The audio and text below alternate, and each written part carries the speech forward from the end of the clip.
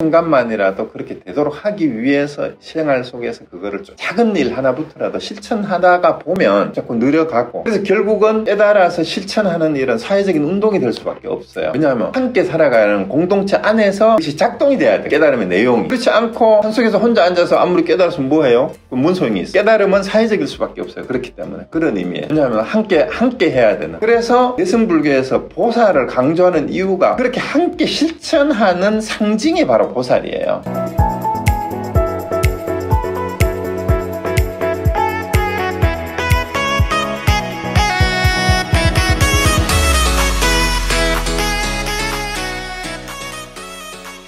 이제 공양을 하는 거는 그 408페이지 가보세요. 408페이지 가보면 밑에서 하나, 둘, 셋, 넷, 다섯, 여섯, 일곱째 줄에 대경에 이르되 설사 생각마다 제부를 공양할지라도 진실법을 알지 못하면 공양이라 할 수 없다. 이 진실법이라는 게 뭐냐 하면 바로 이렇게 실천해내는 삶이에요. 그리고 그게 진짜 가르침이고 진짜 진리라는 거 알지 못하면 공양이라는 게 뭐 말이 안 된다는 얘기죠. 자, 그 다음에 이제 본문 409쪽으로 갑니다. 부처님께서 천재에게 고하여 말씀하셨다. 이미 지나간 한량없는 아신직업전에 한 부처님이 계신 야광열에 응공정명제 명적 성서세간의 무상서 조상 부처인사 불세존이라고 불리었다. 그러니까 석가모니 부처님만 그런 게 아니라 모든 부처님에게는 10가지 칭호를 붙여서 열의 10호라고 얘기하는 거는 여러분 다 아시잖아요. 그게 근데 야광열에도 이런 응공은 응당히 공양받을 만할 분이라는 뜻이고, 정변지는 정확하게 판단한다라는 얘기예요. 거기 다 나옵니다. 두루째.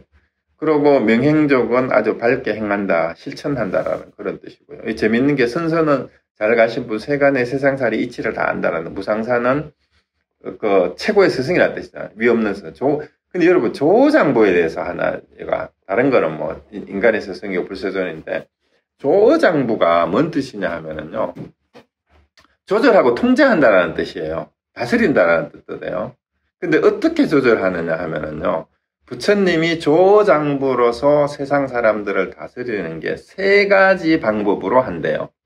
3가지 방법으로. 이게 좀 의외다 싶은 사람은, 그래서 내가 일부러 이걸 얘기를 한번 해줘. 조장부로서 부처님은 말을 하는데 3가지를 쓴대. 3가지를 한대. 부처님이 조장부로서 중생들을 제도하고 다스릴 때 어떻게 다루냐. 첫째, 부드럽게 다룬대요. 말이나 행동으로 이제 제자들이나 중생들을 다룰 때 부드럽게 다룬대요. 그 두 번째는 뭐야? 거칠게 다룬대요. 세 번째는 부드러움과 거침을 함께 써서 다룬대요. 이런 말 들어보셨어요? 부처님이 뭐 어떻게 거칠게 다루냐? 부처님 거칠게 다루어요. 함경에 보면 부처님 아들 라울라가 출가를 하고 나서도 아직 공부가 제대로 되기 전에 이제 세속에서도 자기가 왕자였잖아요. 그리고 출가하고 나서도 또 부처님이 자기 아버지야. 그러니까 이 라울라는 아직 칠딱선이가 없어가지고 내가 왕자고 부처님 아들인데 이렇게 해가지고 나이가 어리고 늦게 출가했는데도 선배 스님들을 골탕을 무리고 짓궂은 장난을 하고 자꾸 이렇게 말을 안 듣고 말썽을 부립니다. 그래서 하루는 부처님이 이제 아들놈이 출가까지 해가지고 이렇게 말썽을 부리니까 저놈을 어떻게 좀 공부를 시켜야 될까, 교육을 시킬까 하고 라울라를 불러서, 라울라야, 대야에 물을 떠오너라. 그리고 내 발을 씻어라 해가지고 그러니까 이제 라울라가 부처님 발을 씻었어요. 그 발을 씻고 나서 그 대야의 물을 마시라 그랬어요. 그러니까 어떻게 했어요? 어떻게 발 씻은 더러운 물을 어떻게 마십니까? 하니까. 그러면서 부처님이 어떻게 했대요? 필설에 어떤, 이제 여기만 조금 다른데,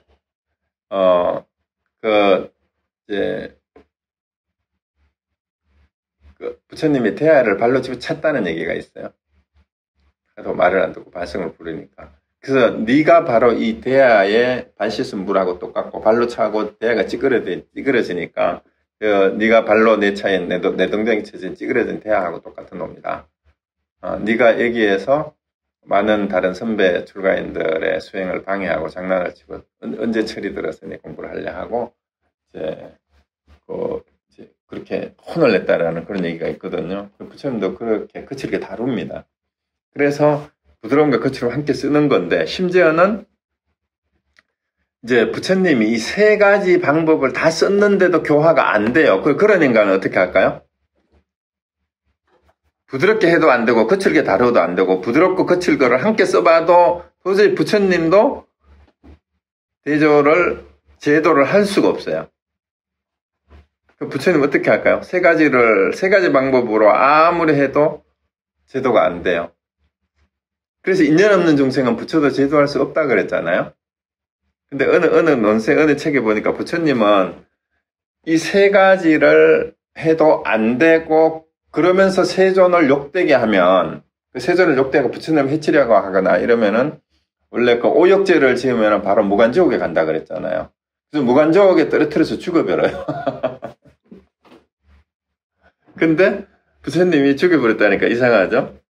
더 이상 세존을 욕되게 하지 못하도록 죽여버린다, 무간지옥에 보낸다라는 이 얘기가 무슨 의미냐 하면은요, 아무리 바른 길로 인도를 하려고 이 세 가지 방법을 다 써도 안 되는 사람에게는 부처님은 말을 안 했어요. 그거를 함께 말하지 않았다. 불려어라 그래, 불려어. 함께 말하지 않는다라는 그런 뜻이고요. 그 다음에 그런 사람은 가르치지 않은 게 불교예요. 안에 불자, 불교. 가르치지 않는다는 뜻입니다. 그런 사람은 가르치지 않는다 그랬어요. 그 다음에 가르치지 않을 뿐만 아니라 훈계도 안 했대요. 그런 사람한테는. 더 이상 말을 안 들으면 더 이상 얘기할 게 없어요. 그래서 혼을 내고 앞에는 불여의예요. 함께. 말을 섞지 않는다. 아예 부처님도 이렇게 했다라는 얘기가 어디 기록이 있어요. 그래서 말을 안 듣는 외도들이나, 그래서 도저히 가르쳐도 말을 못 알아듣고 끊임없이 자꾸 자기 주장만 하고 이런 사람은 아예 말도 안 하고 안 가르치고 훈계조차도 하지 않았대요.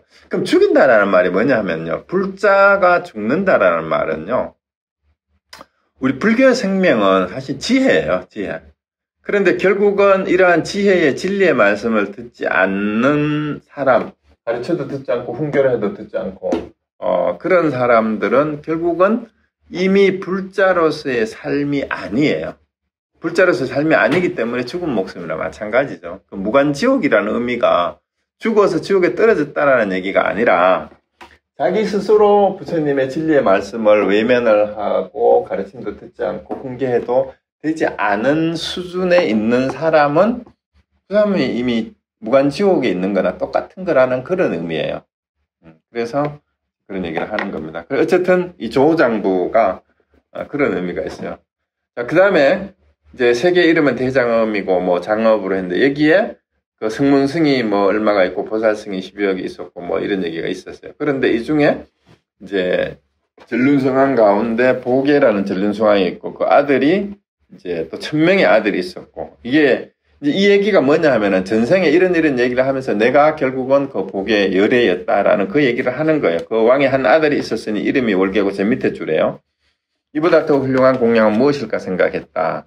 그래서 그때 이제 전생에 그 아들이 이제 그렇게 한 거죠. 이때 부처님께서 신통력으로 한 신이 공중에서 선남자의 법의 공양이 모든 공양보다 훌륭한 것이니라. 이러니까 월계가 무엇을 법의 공양이라 합니까?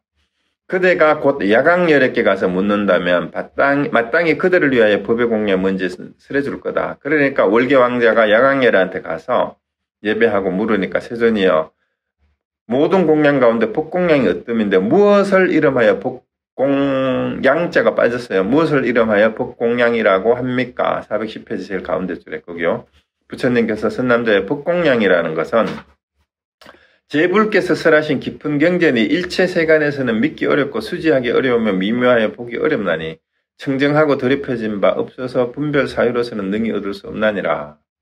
법공양이란 거기 이제 보세요. 보살의 법장에 거두어져 있는 다란히 인을 찍어서 마침내 물러나지 않고 육바라미를 성취하고 그 뜻을 잘 분별하여 보리법을 수순하는 것이니라. 그러니까 여기는 법장이란 말이 법의 진리의 창고라는 뜻이에요. 보살의 진리의 창고에서 있는 다란히 인이 이제 진언이잖아요. 모든 걸 다 갖추고 있는 것, 모든 걸 다 지닌 것, 그게 다란이라는 뜻이에요. 그거에서 물러내장 육바라밀을 그대로 이제 실천해서 뜻을 잘 아는 거. 그리고 진리의 법을, 보리의 법을 수순 그대로 따르는 거. 이게 법공양이다. 그 또한 법공양이란 묵경전 가운데 어떤 가는 경전으로서 대자비에 들어서 모든 악마의 일과 모든 그릇된 견해를 이기고 인연법에 수순하여 능히 중생으로 하여금 도량에 앉게 하여 법륜을 굴리며 모든 신들과 용신을 건달바 등에 함께 기뻐하며 능히 중생으로 하여금 부처님의 법상에 들게 하는 것이다. 결론이 뭐예요? 인연법을 제대로 알고 거기에 따르고 일체 중생이 부처되게 하는 거. 그게 법공양이다 이 말이에요. 마지막 결론이 그거잖아요. 모든 능히 중생으로 하여금 부처의 법상에 들게 하는 거. 모든 중생을 부처의 나라로 인도하는 거다라는 얘기입니다. 진리로 장엄하는 거. 그 다음에 또한 법공양이란 모든 현생의 일체 지혜를 거두며 모든 보살이 행하는 도를 설하며 도법의 실상을 설하는 진리에 널리 무상고 공모와 정멸의 법을 설하여 능히 모든 계를 어긴 중생을 구호하고 모든 악마와 애도 및 번뇌에 탐착하는 사람들에게 능히 두려움을 일으키게 하여 재벌 현생에 함께 칭찬하고 생사의 고통을 초월하여 열반의 즐거움을 보이는 것이야. 자, 여기에서 이제 나왔어요.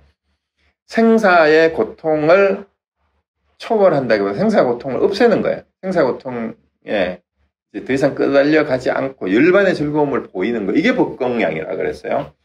자, 그러면은 끊임없이 자꾸 질문을 하는 게 불교에서는 윤회를 믿어야 된다. 또 그렇게 얘기를 하고 전에도 계속 얘기가 나왔어요. 제가 대놓고 윤회가 있습니까 없습니까?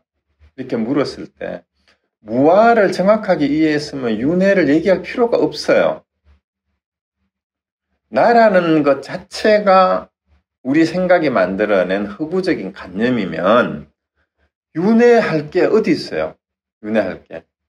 자, 그러면 무아사상의 입장에서 아까 그 유마거사가 왔다는 묘희국의 부동열애, 무동열애 자리에는 윤회가 있을까요, 없을까요? 원래 움직임 자체가 없는 자리예요, 거기가. 거기에는 윤회라고 할 게 없어요, 본래 없어요. 윤회가 없으니까 부처도 없고 중생도 없어요, 거기는. 제도해야 될 중생이 본래 없다 그러잖아요. 그러면은 왜 윤회한다고 자꾸 얘기를 하느냐?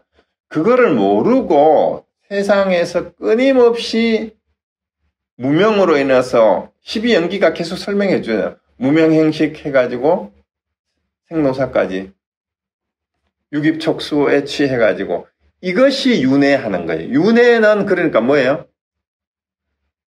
무명에 찌들린 중생들이 무아를 자각하지 못하고 실체가 있다고 생각하는 사람들은 윤회를 계속 하고 있어요. 윤회를 한다는 게 뭐냐, 비유로 얘기했지만 끊임없이 무명행식의 생각을 자꾸 일으켜가지고 유깁촉수 애치를 계속하면서 욕망으로 살아가는 인간은 그 욕망의 결과로 인과가 분명히 있잖아요. 그렇게 살아가는 사람들이 윤회의 굴레에 사는 거예요. 근데 깨달은 사람은 그런 윤회의 굴레에 얽매이지 않고 그 윤회가 왜 생기는지를 아는 게 무아를 깨닫는 거고 연기법을 깨닫는 거예요. 그걸 알았는데 왜 자꾸 윤회를 믿어야 된다는 얘기를 할 필요가 없어요.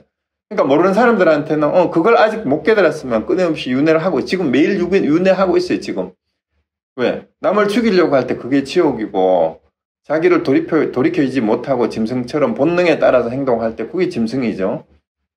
그 다음에 배가 부른데도 자꾸 챙기고 지는 배부른데 나 배고픈 사람 챙길 줄 모르면 그게 악이죠. 그런 욕망 속에서 우리가 계속 살아가는 사람은 윤회가 당연히 있죠. 윤회하고 있어요.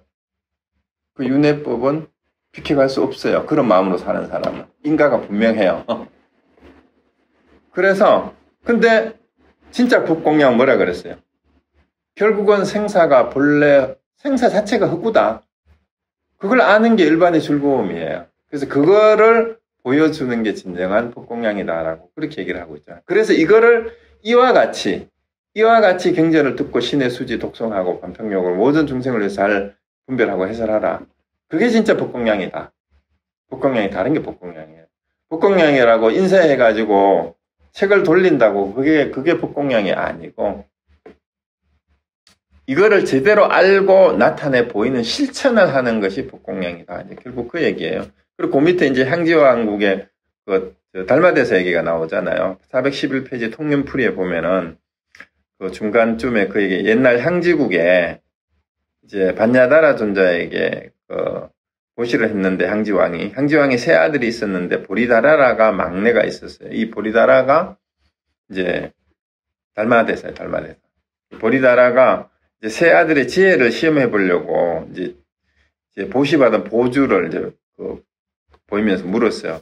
이 보주보다 더 빛나게 밝은 것이 뭐냐 하니까 첫째 왕자, 둘째 왕자는 모두 이 보주가 칠보간데 으뜸이라서 이걸 더 밝게 빛나는 건 이 세상에 없습니다. 이렇게 했는데 셋째는 이 보주는 세상의 보배일 뿐이어서 으뜸이 되기는 부족합니다. 모든 보배 가운데 법보가 으뜸이니 이 보주는 단지 세간의 빛일 뿐이어서 으뜸되기는 부족합니다. 모든 빛 가운데 지혜의 빛이 으뜸이며 이 보주는 세상을 밝힐 뿐이어서 으뜸이라고 할 수 없거니와 모든 강명 가운데 마음의 강명이 가장 으뜸입니다. 그러니까 밝은 지혜의 강명, 그것이 진짜 보배다 이 얘기입니다. 세상의 어떤 보배보다도. 그러니까 다시 또 물어요. 반야다라 존자가 모든 물건 가운데 어떤 물건이 형상이 없는가. 그러니까 형상을 일으키지 않는 것이 형상이 없습니다. 이렇게 얘기를 한 거예요. 그 다음에 어떤 물건이 가장 높으냐. 인상과 아상이 높은데 세상에 물건 가운데 최고 높은 게 뭐냐. 아상, 인상이 이 세상에서 제일 높은 깨기 힘든, 극복하기 힘든 거라 그랬어요. 그 아상과 인상이 뭐예요? 결국은 나라는 상이 있고 어떤 윤회하는 주체가 있다라는 거, 아니면 중국식으로 해석하면 내가 있고 남이 있다라고 생각해도 돼요. 나와 남을 분별하는 나에 대한 에고와 상대방에 대한 자기 편견이죠. 그 견해.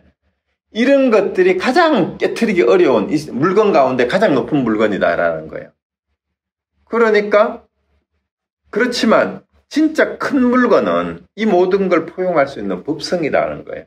그러니까 이제 이렇게 대답을 했던 사람이 바로 보리달마예요.